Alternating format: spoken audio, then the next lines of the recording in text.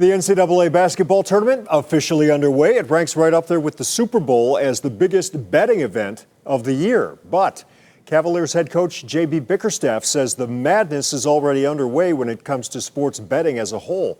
The coach made headlines for his comments about the harassment he has seen from fans who have money riding on games. News 5's John Kosick now with more.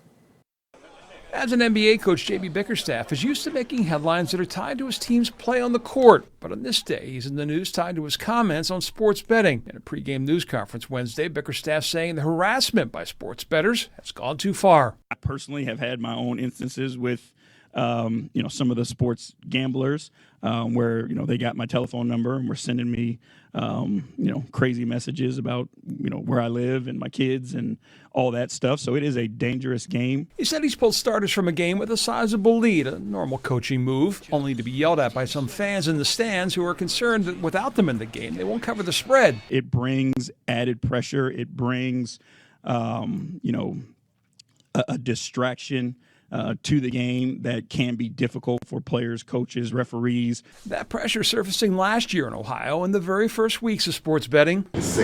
When Dayton men's basketball coach Anthony Grant was forced to address messages of hate received by some of his players from gamblers upset about recent losses. Grant emotionally reminding fans that these are all just kids, 18 to 22 years of age. They have families.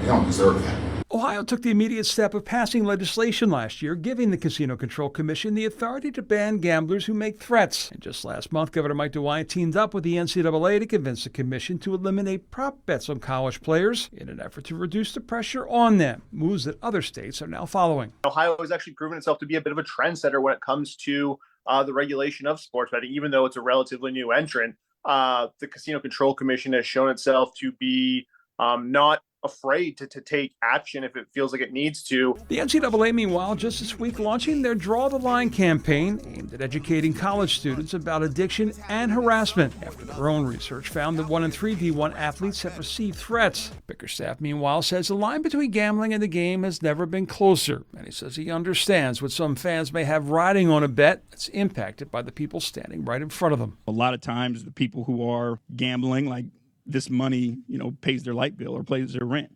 And then the emotions that come from that. So I do think we're walking a very fine line, and we have to be extremely careful in protecting everybody who's involved. In Cleveland, John Kosick, News 5.